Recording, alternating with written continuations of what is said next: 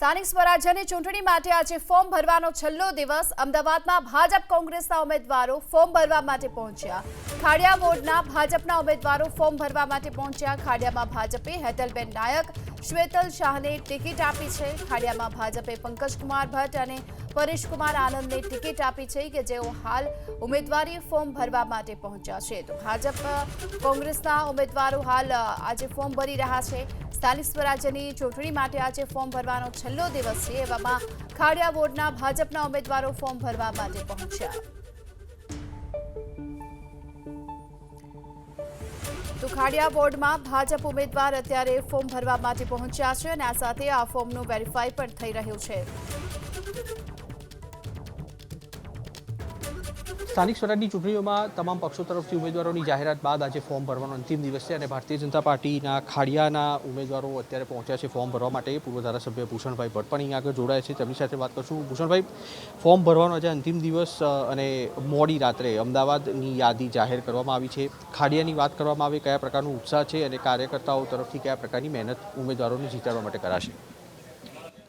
ખાડિયા એ અમારા માટે મતદાર નથી, પરિવાર છે અને પરિવારના સદસ્યની અંદર ભારતીય જનતા પાર્ટી 1972થી 2026 સુધી જનસંઘના દીપકથી ભારતીય જનતા પાર્ટીના આજ દિનના કમળ સુધી જે ઉમેદવાર આવ્યા એ બધાને જ આ વિસ્તારની અંદર સેવા કરવાની, કામ કરવાની તક મળી છે। આજે પણ ભારતીય જનતા પાર્ટી ખાડિયા વોર્ડની અંદર ભાઈ શ્રી પંકજ, પરેશ, હેતલબેન, શ્વેતલબેન, નાના કાર્યકર્તાને કામ કરતાં આ તકમાં આ ભારતીય જનતા પાર્ટીએ આપી છે અને નાના પરિવારને આ તક આપી છે। ભારતીય જનતા પાર્ટી ખાડિયા વોર્ડની અંદર આ ચારેય ઉમેદવારોને નિશ્ચિતપણે વિજયી બનાવવા માટે, જે રીતે કોંગ્રેસ પાર્ટી કે બાકીના લોકોએ આજે ઉમેદવાર નહીં મળવાને કારણે બહારથી લાવીને પ્રવાસી ઉમેદવારની સામે આ અમારા ચાર નિવાસી ઉમેદવાર, લોકોની વચ્ચેના ઉમેદવાર, લોકોના સુખ દુઃખના સાથી, એ સેવા કરતાં આજે ચારેય ઉમેદવાર નામાંકન દાખલ કરશે। નિશ્ચિતપણે ભારતીય જનતા પાર્ટીના મતરૂપી આશીર્વાદ એ મતદાનના દિવસે મળશે અને ભારતીય જનતા પાર્ટીના ચાર ઉમેદવાર એ વિજય બનશે। ભૂષણભાઈ, છેલ્લી ઘડી સુધી ખેંચતાણ ભારે જોવા મળી। અમદાવાદના અલગ અલગ વોર્ડ હતા, તેમાં અત્યારે પણ અહીંયા આગળ જોવા મળી રહ્યું છે કે ખાડિયાના જે સિનિયર નેતાઓ અગાઉ કોર્પોરેટર રહી ચૂકેલા છે તે અત્યારે તેમની ગેરહાજરી જોવા મળી રહી છે। હું વાત કરું છું મયુરભાઈ દવે, કોકાભાઈ, તે લોકો આવી રહ્યા છે કે નથી આવી રહ્યા? શું નિશ્ચિતપણે દરેક સિનિયર કાર્યકર્તાઓને પણ જુદી જવાબદારીઓ અને એ જવાબદારીઓ મોડી રાત્રે નામ જાહેર થયા, ઉમેદવાર નવા હોય એને સાથે બેસીને ફોર્મ ભરાવા અને ફોર્મ ભરાવીને સાથે એની વિગતો તૈયાર કરવામાં ચારેય ઉમેદવારોને પાસે એક જૂના એ જવાબદારી સોંપી છે અને એ જવાબદારી વહન કરી રહ્યા છે અને નિશ્ચિતપણે બધા જ લોકો આ કામની અંદર જોડાઈ ગયા છે।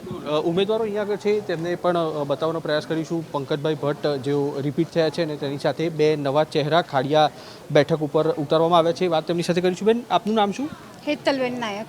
હેતલબેન, તમારા જે હસબન્ડ છે ઉમંગભાઈ, તે ગત ટર્મમાં કોર્પોરેટર હતા, કેટલો ફાયદો મળશે ખાડિયાની જનતાને તમારા આવ્યા પછી આ બેઠક ઉપર? હું તો પહેલાં ભારતીય જનતા પાર્ટીનો પૂર્ણ આભાર માનીશ, કેમ કે ગત વર્ષે મારા હસબન્ડને એમણે ટિકિટ આપી હતી, એમણે ખૂબ જ ખાડિયા વોર્ડમાં મહેનત કરી છે, આ વર્ષે મને આપી છે અને હું એવું વિચારીશ કે એમણે જે બાકી રહેલા કામ હશે એ બી હું પૂર્ણ કરીશ અને ખાડિયાની જનતાને સેવા માટે હું રાત દિવસ જાગીશ। બેન, આપનું શું નામ છે અને આપ પહેલી વખત ચૂંટણી લડી રહ્યા છો? હા, હું પહેલી વાર લડી રહી છું। મારું નામ શ્વેતલ શાહ છે અને ભારતીય જનતા પાર્ટીએ મને જે આ તક આપી છે હું સંપૂર્ણપણે નિભાવીશ। બેન, રણનીતિ, રોડ મેપ આપણો કયા પ્રકારનો રહેશે? કોઈ આયોજન તમારું અથવા વિસ્તારના પ્રશ્નો હોય કઈ રીતના આપ સદનમાં ઉઠાવો? જે હું નથી ઉમેદવાર છતાં બી મેં કામ કર્યું છે એ જ કામ હું ઉમેદવારી તરીકે કરીશ। પંકજભાઈ ભટ્ટ અહીંયા આગળ જોડાયા છે। પંકજભાઈ, ખૂબ ઓછા એવા ચહેરા છે જે રિપીટ થયા છે, તમારું નામ પણ પક્ષ તરફથી જાહેર કરવામાં આવ્યું છે। ગત ટર્મમાં તમામ જે લોકસંપર્ક રાઉન્ડ તમારા તરફથી લેવામાં આવ્યા હતા એ જ પ્રક્રિયા નિરંતર ચાલુ રહેશે અને વોર્ડના વિકાસ માટે, વોર્ડના ડેવલપમેન્ટ માટે શું આયોજન રહેશે બીજી ટર્મમાં? ભારતીય જનતા પાર્ટી અને શીર્ષક નેતૃત્વનો અને ખાડીની જનતાનો સૌપ્રથમ તો હું આભાર માનું છું કે મને ફરીથી આ તક મળી છે. બીજી વાર કે ભારતીય જનતા પાર્ટી અને ખાડિયા એ મારી મા છે. એ માનું જતન કરવું એક દીકરાની ફરજ છે. એટલે હું એ મારી માનું જતન કરવું એમાં હું કેમ શું ના કરું એ મારી ભાવના રહેશે. અને મેં અગાઉ બી જે 5 વર્ષ મારે નિરંતર મેં લોકસંપર્ક રાઉન્ડ જે કરેલો, આ લોકસંપર્ક રાઉન્ડ અવિરત હું હવે બી જ્યારે ચૂંટાઈને આવીશ ત્યારે અવિરત મારો લોકસંપર્ક રાઉન્ડ ચાલુ જ રહેશે. અને માની જેમ દીકરો સેવા કરે છે એમ બી મારું આ કામ ચાલુ રહેશે.